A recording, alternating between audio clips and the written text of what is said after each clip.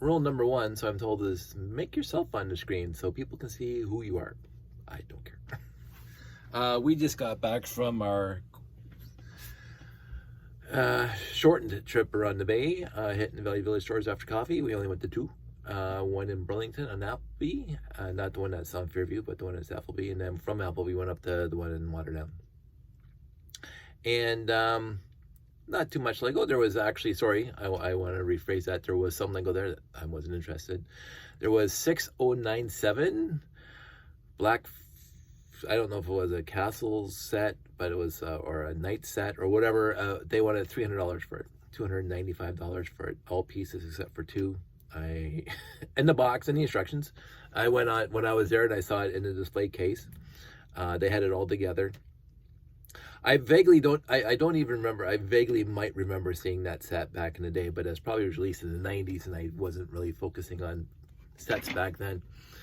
But I'm not going to pay $300 for a set that the thrift store got for free. Unless it's Monorail.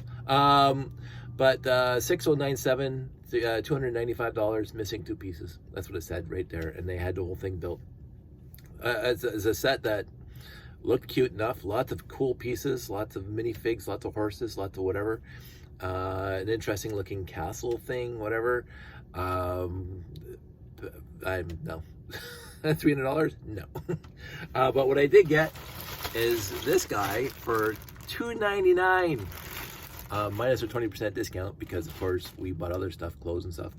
And you say, but Dave, there's no Lego in there. It's all those old style bricks. Yes, you're right. But there is one Lego piece there.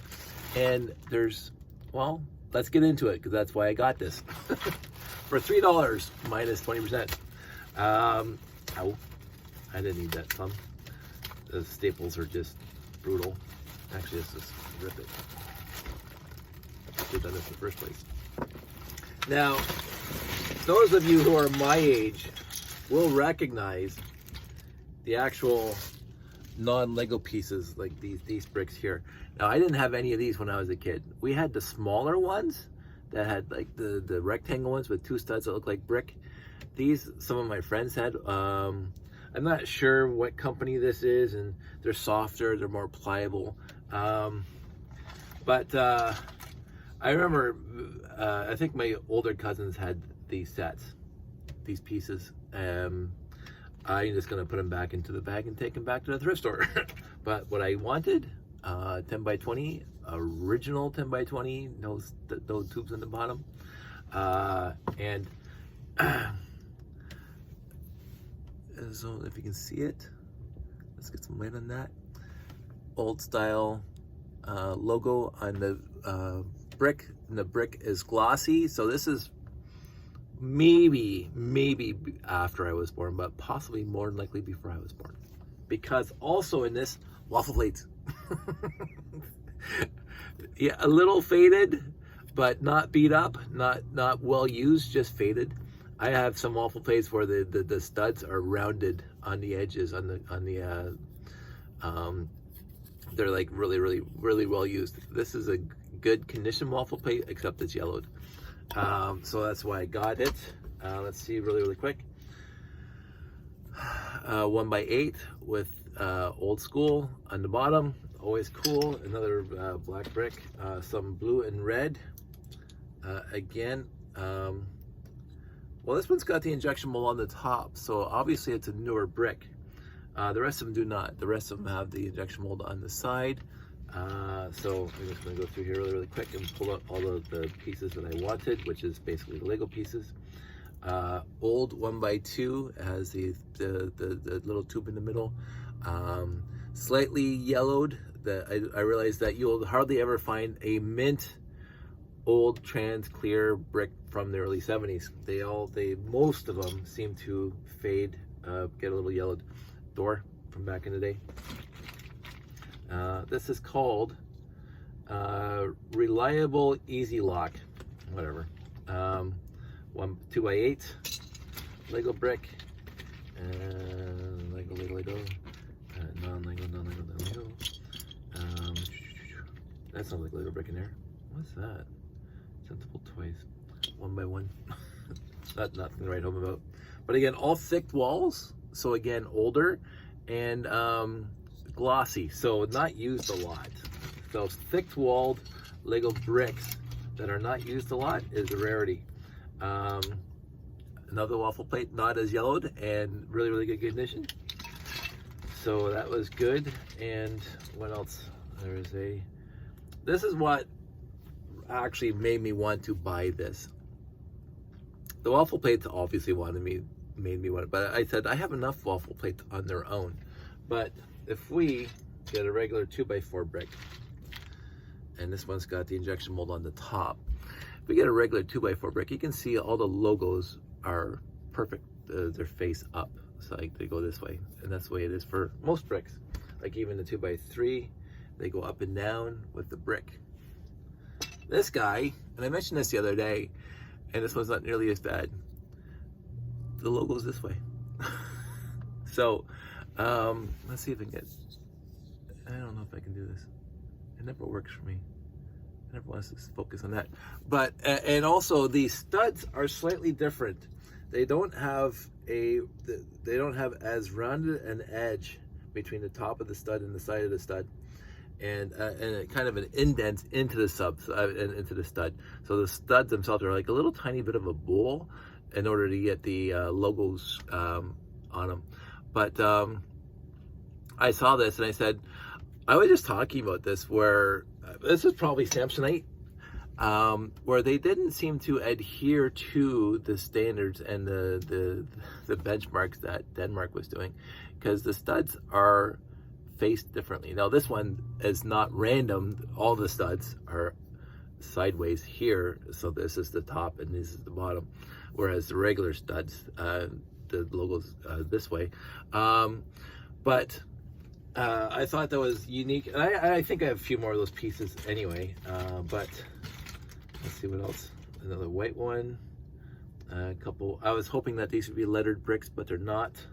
They're just standard 1x1, and one 2x8 plate, but it's not waffle. So, but it's just the same plastic. And I know there was a bit of a time frame from migration to waffle plates to regular plates that we know and love today. And this is the same old plastic as the waffle plates. It's not the new plastic, but and it's similarly yellowed. So that's kind of cool. And so I think that's it. Let me just get these things out of the way.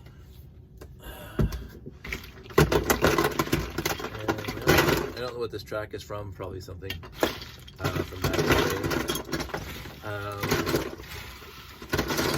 I'm sure if I went online, I could figure out if these things are actually worth something, but I'm not an adult fan of other building blocks, so it doesn't matter to me.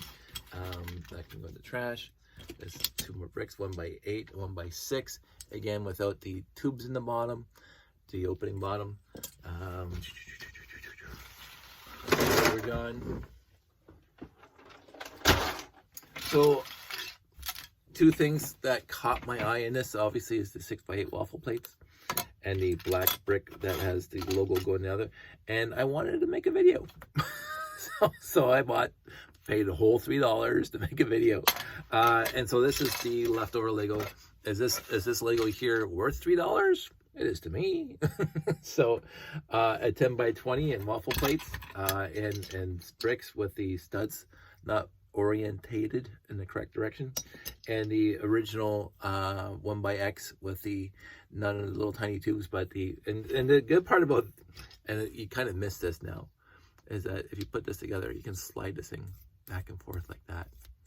And so if you're making a puzzle, which they're doing now a lot more, you can have slidey pieces like that. On the old style bricks, you can't do that with the new style 1x bricks, because the little tubes inside are reinforced. I don't know if they did this on purpose or they just, because these are the pieces I got when I was a kid. I didn't have the little tubes until I was probably approaching double digits, when I was 10 or 11. Oh, is this one of them? I think this is one of them.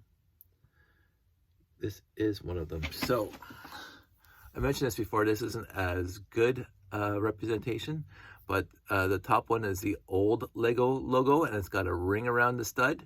The next one is a newer Lego logo from the mid-70s, And then the next one is the old one again, the old stud, old logo, new logo, and old logo. So it's old, new, old, new, old.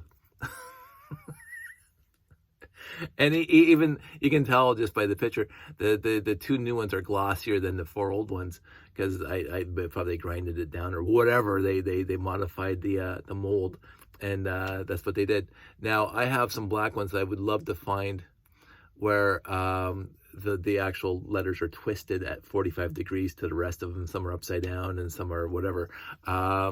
Right now I'm just looking across the top here, and all the studs are the same height. I have some 1x bricks that some of the studs are actually at like a 0.5 millimeter taller than the rest of them. It's odd. Let's see what the 1x8s are like. The 1x8s are basically the same. If we look at it, this is old, new, old. Okay, sure, whatever. This one is old, new, old, new, old. So it's just odd. Again, this is my childhood, and I wouldn't have even noticed any of that when I was a kid, because I wasn't playing any details to what's the logo and the studs. It was Lego bricks, and again, because I grew up when I grew up, there was no other to this scale. There was no other, like I just showed you a whole bunch of stuff that my older cousins had. Those things are softer and whatever. They didn't seem to have the longevity that the Lego company had. But I just find it very, very odd that during the evolution, we'll say the evolution from generations of Lego designers and sets and pieces and architecture, whatever, going from my lifetime, not pre my lifetime, because again, waffle plates were around in at least North America. I didn't get any when I was a kid, but again, when I went to my cousin George's place, my uncle George and my cousin George, cousin George had waffle plates, and it was red and white, a little bit of blue, a little bit of black, but overall all the parts were red and white. And if you go look at the older pieces from the 60s and early 60s and 50s, there's not a lot of other colors besides red and white. And definitely no plates besides white. And then gray started showing up and black started showing up. But so you get the evolution of, like, from the 6x8 waffle plate to the 6x8 plate that we have today, which really hasn't changed that much since they phased out the waffle plates, except again, the 6x8s that we have now, the injections in the side, and not, I mean, the injections in one of the studs and not in the side. All these are on the side. Here's the injection molding. That's where the injection, the plastic goes in. This one is on the stud, so this is a newer brick. This one is going to be on the side. I just have to find the right side. There it is. So the side is exactly all the bricks I had when I was a kid. Basically, all the basic bricks, they were injection molding on the side. And then in the I don't know if it's the late 70s, but before 1990, they started injection into the stud itself. Which, you know, so you wouldn't, when you build a mock and you're building, and this is what happens. So you're gonna build a nice little wall, and you're gonna say, oh, that's kind of cool. But then you see it in the picture, there's this little hole on the side. And so there have been times when I actually paid attention to that. Like some of my layout, when I'm building the building, and I'm using bricks obviously from that generation, because that's most of my bricks are from, I will say, oh, the injection is on the side and you can see it. So I will take it apart, turn that brick around and rebuild it, so you don't see all these little tiny white-ish mold marks. It's just something that you'd notice. The other really cool thing is on the 1x1s themselves, the mold was in different spots. It's either one side or the other side. And of course, now it's in the top, it doesn't matter. But back then, this is what happened. I just love this kind of stuff. I am getting more and more nostalgic as I get older. You can see on this transparent 1x2, That is right there on the side. This side's clear, and of course none in the top on the studs. Yeah, I want to make a nice video, quick video, 15 minutes, good enough. You guys had to suffer through my longer videos the last couple days, so I am going to wrap this one up pretty easily. A double 45-degree brick 2x2. These injection moldings were, they weren't in the top, because this has got the very, very old logo on the top. Let me find it, because I thought it was usually on the edge, and I don't see it there. So it's not on that side. Oh, there it is, right there. It's just basically the same as a brick. It's right. Get some blood. There's right there. It is what it is. And if you're into this kind of minutiae, like I am, I find it kind of cool. Other people don't have to. These are going to be washed and sorted into the collection. I'm probably going to leave this brick out and put it right there on my little shelf there. That excuse me. Because I think it's kind of neat. So I like finding little things like that. And again, I don't focus on it. It's not like, oh, I'm going to check every single brick every single time I get it. Like, I really don't care. Unless it's like really dog chewed or whatever, it's going to go into the collection. And so this 2x8, whether if it's made from 1972, because it's got the injection molding on the side, or a new one, that's what I'm going to use. And as I say, for me, and you can even see it here, between a newer brick and the older blue bricks especially, just like the white bricks, they get a little yellowed. And I don't know, again, the newer bricks don't seem to go that way, because they changed the polymers and whatever else is and whatever. I'm not a plastician, but my older 70s bricks, most of them have slightly yellowed like this guy. So it's not as bright blue as this guy. Although at the time, because Lego is pretty consistent, except for the gray, in maintaining their colors. And I have some pretty mint, well, let's just pull one out if I can really, really quick. There it is.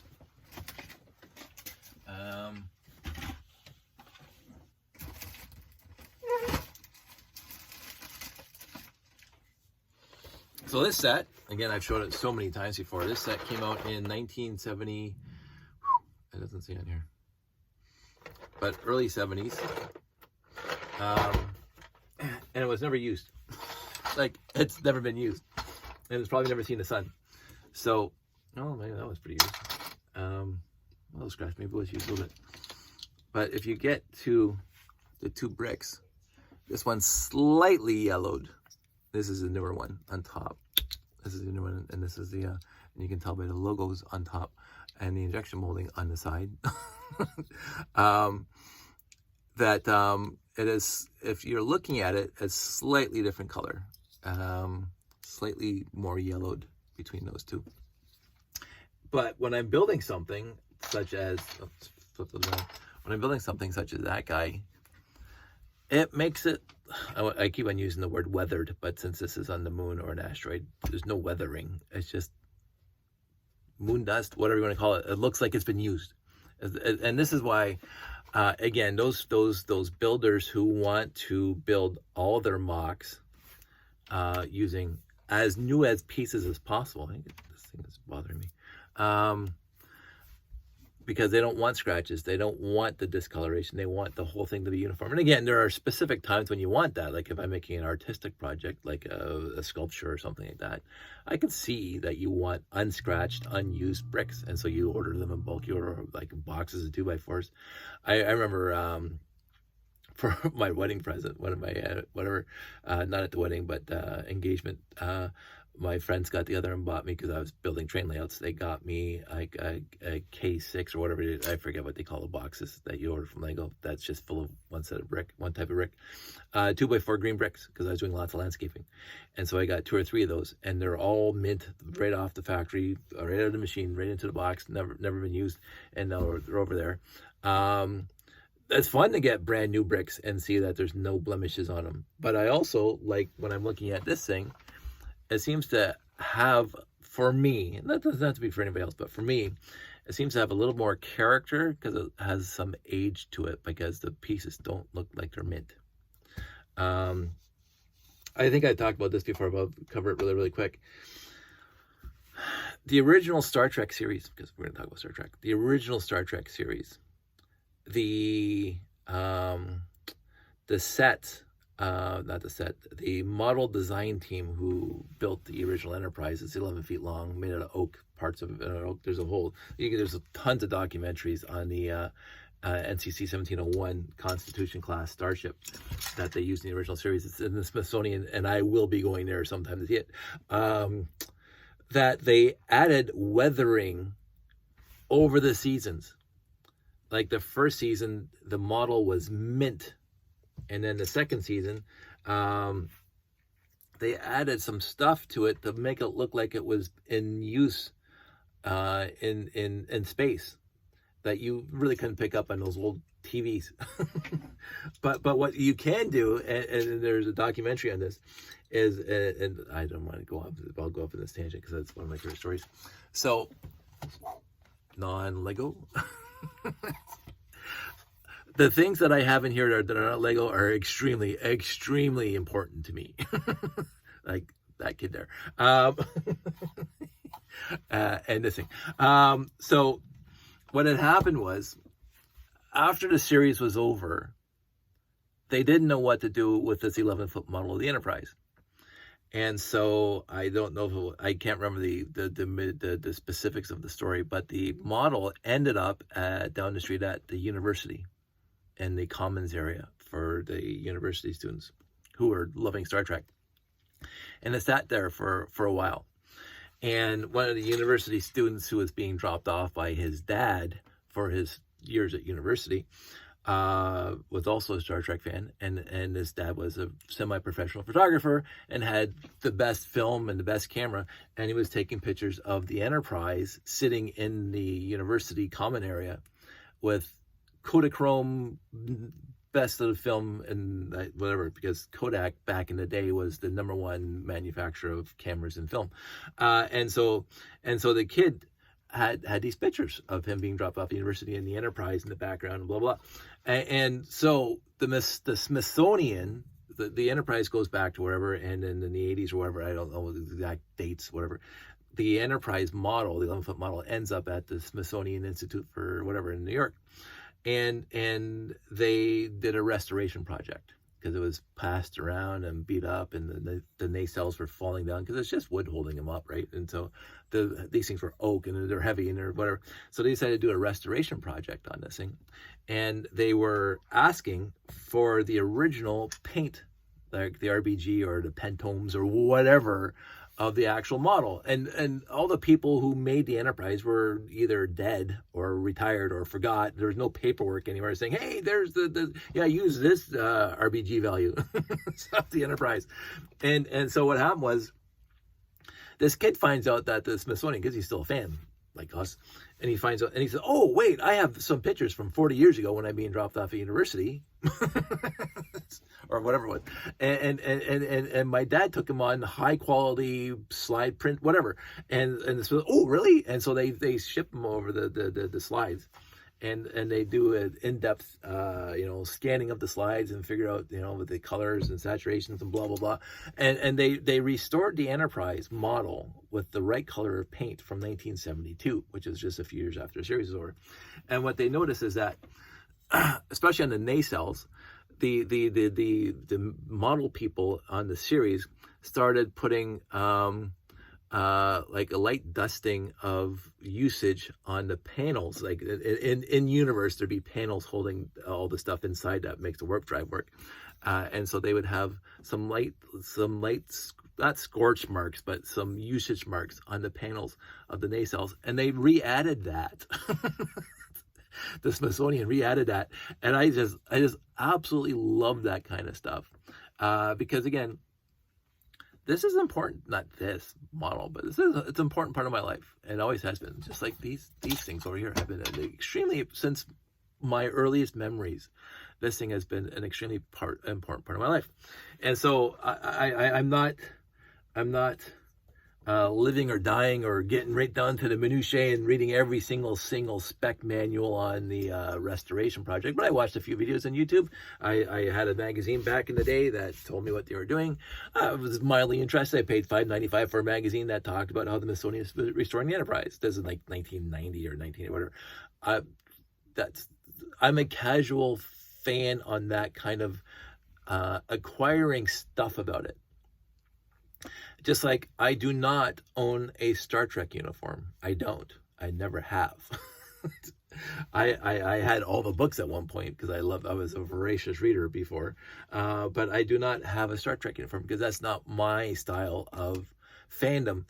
And yet I absolutely adore people who do that. And they have the uniforms and they have the makeup and they make themselves look primo. So my buddy Craig and I years ago, at the Roy Thompson Hall in Toronto, I think it was, he got tickets because Robert Picardo and John Delancey were going on tour with whatever symphonic orchestra that was playing music from the entire series of Star Trek, from the TOS to whatever was playing at the time, probably Enterprise. And they were going on tour, telling stories, blah, blah, blah. And they had the entire symphonic orchestra to play various sets from various series. They got the Planet Killer, don, don, don, don, don, don, don, don, don, like all that stuff in the original theme. And I think my personal favorite was Inner Light from Next Generation, when Picard was on that whole other alternate life. One of my favorite pieces of music ever.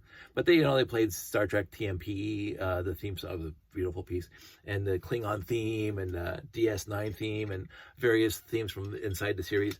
Loved it. Absolutely loved it.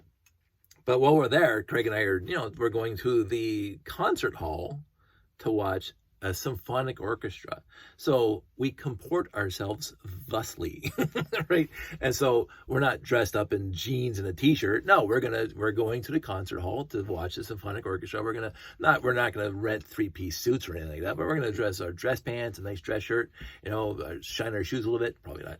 And we go for dinner first, and we go to the symphonic orchestra, Roy Thompson, and we're there in line, and right behind us are people in full, absolutely straight, like they walked off the set of DS9, even with the makeup, full Klingon, the big jackets and the sashes and the beard and the hair and the ridges. And I was there for it. I was absolutely there for it. I said, this is the best thing ever. And there was like a dozen of them. Like you can tell these guys are like, not the 501st, like from Star Wars, but these guys are hardcore, and they're loving this, and they're a group, and they have, and again, as a fan, if I was one of those little rivet counters, I would say, oh, that's not appropriate, or that's not accurate to whatever your Klingon you're trying to present here. I don't care. I'm not a rivet counter. The fact that they put effort into this, and good effort, because there's some people put an effort in it that looks like crap. I don't tell them it looks like crap, but I said, ooh, maybe you should go back to the drawing board a little bit. These guys, primo, absolutely primo. And then there's the people with Federation uniforms, which is a lot easier. You wear a jumpsuit, TNG jumpsuit, whatever. And Andorians, I saw one or two Andorians there. Absolutely, sign me up. I've never been to a Star Trek convention. I would love to go to a Star Trek convention. But my fandom, for me, for my personal, I don't need to put on a uniform. I want to be there to enjoy everybody else. So what they're doing. It's just like when we did Anime North. I was there, and I did 98% of the manga or anime were people walking by with the big swords and the fancy uniforms and the makeup and the hair and the wigs and blah blah. I didn't know 98% of it. I saw Sailor Moon, which I know a little bit about. Naturu that Josh watches, so I knew a little bit about that, and a few other things that I said, oh, okay, and whatever.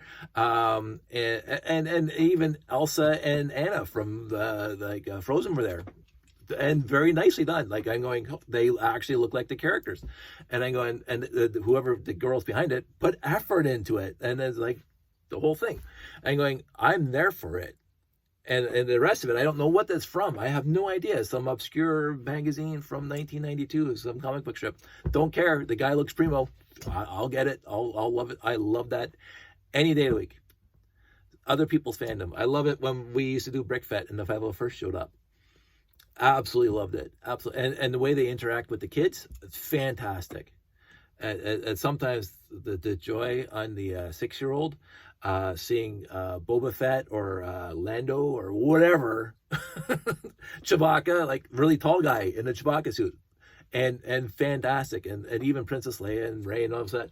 I love all of that. I love the effort that these guys put into it. I understand, in a general sense, the effort that this stuff takes. And I appreciate their effort to demonstrate their fandom, wear it on their sleeves, and just go 100% full bore onto it, and I'm there for it. For me, I want to be there for them and like show my appreciation and just soak it in.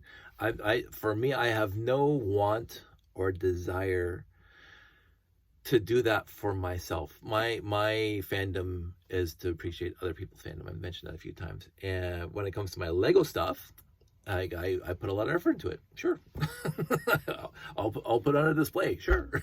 Right. But when I'm there at a show, if they want to talk about a display, absolutely. But usually the conversation goes to their childhoods, their memories of specific sets, their adventures that they had when they were kids, and they're talking about, how they would build whatever and they take it out to the sandbox or down to the beach or whatever. And they're just walking down memory lane, and I am there for it. And they have that far away look in their face about whatever, and they're waxing nostalgically about, oh, me and my dad, we used to do X. He's gone now, whatever. Hey, I'm absolutely listening attentively and just appreciating the stories. That's my fandom, is appreciating other people's stories when I'm in a public sphere. I love showing off my stuff. Not that it's the best, but it's mine, and I'm okay with it. But for a video that was supposed to 10 an extra 10 minutes talking about this stuff. But I love people's passions, and if I'm in the area, I'm gonna jump right there, and I'm gonna just jump right onto appreciating all that stuff. But for me, when I find a waffle brick, I get excited. I do. I think it's awesome.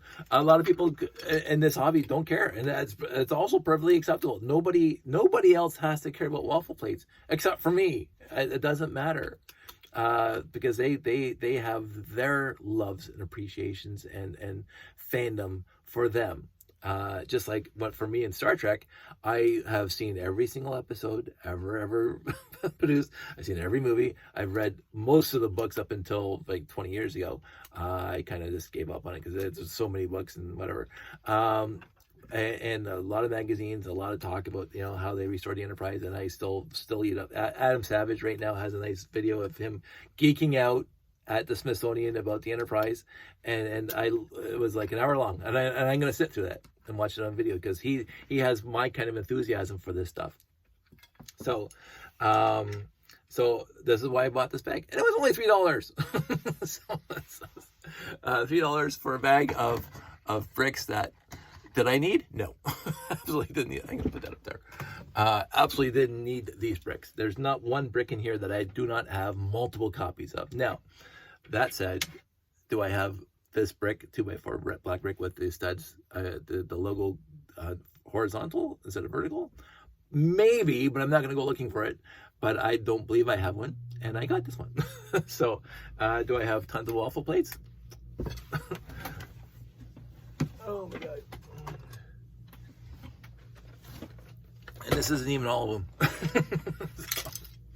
them. And some are mint. Look at that. It's mint white. See, that's what it's supposed to look like. As you can see, there's a difference between the two. Most of my waffle bricks are even older than this one. This is pretty close, but this one's a little older than this is. So, but this is the other thing.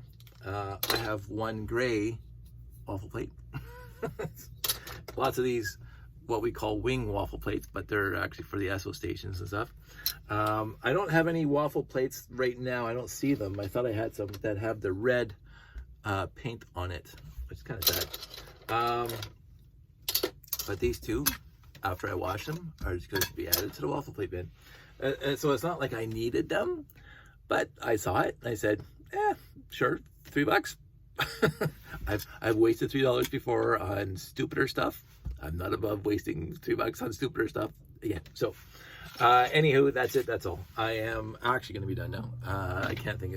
I could go off on way more tangents, but I'm going to go get a drink. And my friend said I should actually have a drink here while I'm making these videos so I can stop coughing when I'm on the camera.